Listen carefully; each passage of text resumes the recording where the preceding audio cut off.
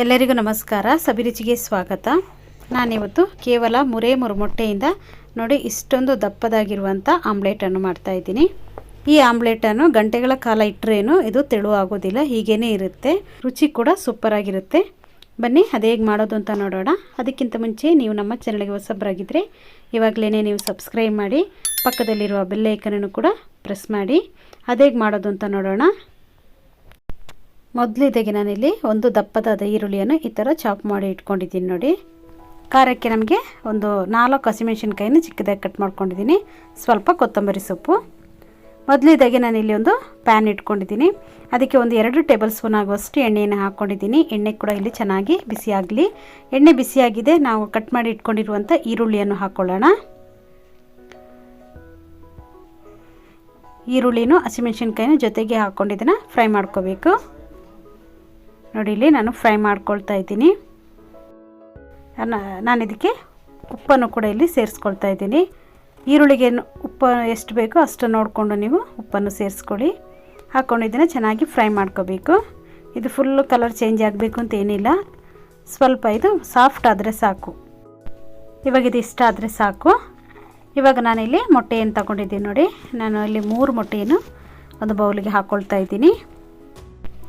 ಈ ಥರ ನೀವು ಮೊಟ್ಟೆಯನ್ನು ಹೊಡಿಬೇಕಾದ್ರೆ ಮೊಟ್ಟೆ ಸಿಪ್ಪೆ ಇರುತ್ತೆ ನೋಡಿ, ಅದು ಕೆಲವು ಸಲ ಇದರೊಳಗಡೆ ಬಿದ್ದುಬಿಡುತ್ತೆ. ಆವಾಗ ನೀವು ಅದನ್ನು ಹುಷಾರಾಗಿ ತೆಕ್ಕೊಂಬಿಡಬೇಕು. ನೋಡಿ ನಾನು ಮೊಟ್ಟೆಯನ್ನು ಹೊಡೆದು ಹಾಕ್ಕೊಂಡಿದ್ದೀನಿ.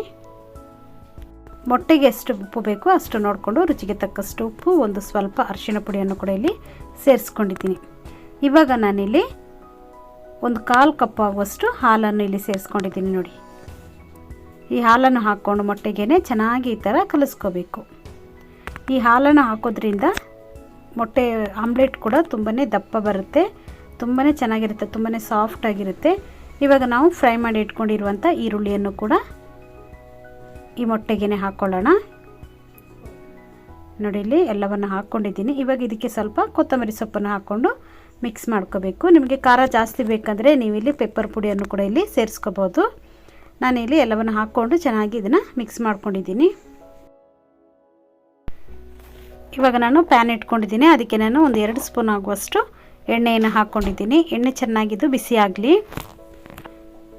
ಎಲ್ಲ ಕಡೆ ಎಣ್ಣೆ ಬರುವ ಥರ ಈ ಥರ ಮಾಡ್ಕೋಬೇಕು. ಇವಾಗ ನೋಡಿ ನಾನು ಮಿಕ್ಸ್ ಮಾಡಿ ಇಟ್ಕೊಂಡಿದ್ದೀನಲ್ಲ ಮೊಟ್ಟೆ, ಅದನ್ನು ಇವಾಗ ಹಾಕ್ಕೊಳ್ಳೋಣ. ನೋಡಿ ಈ ಥರ ಹಾಕ್ಕೋಬೇಕು. ಹಾಕ್ಕೊಂಡು ಈರುಳ್ಳಿ ಎಲ್ಲ ಒಂದೇ ಕಡೆ ಬಂದುಬಿಡುತ್ತೆ. ನೀವು ಅದನ್ನು ಕ್ಲೀನಾಗಿ ಎಲ್ಲ ಕಡೆ ಈರುಳ್ಳಿ ಬರುವ ಥರ ಈ ಥರ ಸ್ಪ್ರೆಡ್ ಮಾಡ್ಕೋಬೇಕು. ಇವಾಗ ನೀವು ಉರಿಯನ್ನು ಸ್ವಲ್ಪ ಚಿಕ್ಕದಾಗಿ ಇಟ್ಕೋಬೇಕು, ತುಂಬ ದೊಡ್ಡದಾಗಿ ಇಟ್ಕೋಬೇಡಿ. ಮೀಡಿಯಮ್ ಉರಿಯಲ್ಲಿ ಇಟ್ಕೊಂಡು ಇದನ್ನು ನೀವು ಮುಚ್ಚಳ ಮುಚ್ಚಿ ಹಾಗೆ ಇಟ್ಬಿಡೋಣ. ಒಂದು ಸ್ವಲ್ಪ ಕೊತ್ತಂಬರಿ ಸೊಪ್ಪನ್ನು ಕೂಡ ಮೇಲ್ಗಡೆಯಿಂದ ಹಾಕ್ಕೊಂಡಿದ್ದೀನಿ. ನೋಡಿ ಇಲ್ಲಿ ಮುಚ್ಚಳ ಮುಚ್ಚಿ ಇಟ್ಕೊಂಡಿದ್ದೀನಿ. ಒಂದು 5 ನಿಮಿಷ ಹಾಗೇ ಇರಲಿ, ಇದು ಬೇಯಲಿ. ಇವಾಗ ನೋಡಿ ಒಂದು 5 ನಿಮಿಷ ಆಗಿದೆ. ಇವಾಗ ತೆಗೆದು ನೋಡೋಣ. ಉರಿಯನ್ನು ಮಾತ್ರ ನೀವು ದೊಡ್ಡದಾಗಿ ಇಟ್ಕೋಬೇಡಿ. ಇವಾಗ ನೋಡಿ ಮೇಲ್ಗಡೆ ಎಲ್ಲ ಸ್ವಲ್ಪ ಹಾಗೇ ಇದೆ, ಇನ್ನೂ ಸ್ವಲ್ಪ ಬೇಯಬೇಕಿದು. ನೋಡಿ ಸೈಡಿಂದ ಈ ಥರ ಒಂದು ಸ್ವಲ್ಪ ಎಣ್ಣೆಯನ್ನು ಹಾಕ್ಕೊಂಡ್ರೆ ಸಾಕು.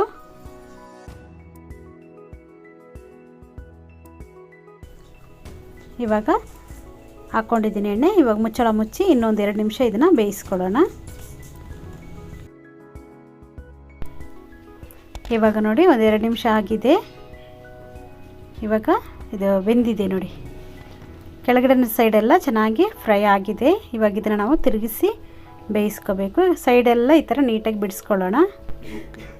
ಹೀಗೇ ನೀವು ಇದನ್ನು ತಿರುಗಿಸಿ ಕೂಡ ಹಾಕ್ಕೋಬೋದು, ಆದರೆ ಇದು ಆಮ್ಲೆಟ್ ದಪ್ಪ ಇರೋದ್ರಿಂದ ಮುರಿದೋಗ್ಬಿಡುತ್ತೆ ಅಂತ ನಾನು ಒಂದು ಪ್ಯಾನ್ ತಗೊಂಡಿದ್ದೀನಿ.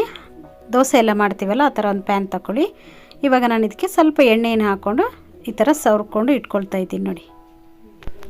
ಇವಾಗ ನಾನು ಆಮ್ಲೆಟ್ ಮಾಡಿರುವಂಥ ಪ್ಯಾನ್ ಇದೆ ನೋಡಿ, ಅದ್ರ ಮೇಲ್ಗಡೆ ನಾನು ಈ ದೋಸೆ ತವವನ್ನು ಈ ಥರ ಮಗುಚಿ ಹಾಕ್ಕೊಳ್ತಾ ಇದ್ದೀನಿ ನೋಡಿ ಈ ಥರ.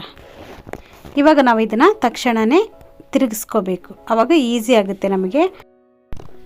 ಎಷ್ಟು ಚೆನ್ನಾಗಿ ನೋಡಿ ಇಲ್ಲಿ ಪ್ಯಾನಿಂದ ನೀಟಾಗಿ ಆಮ್ಲೆಟ್ ಬಿಟ್ಕೊಂಡಿದೆ ನೋಡಿ, ಒಂದು ಚೂರು ಕೂಡ ಎಲ್ಲಿನೂ ಮುರಿದೋಗಿಲ್ಲ.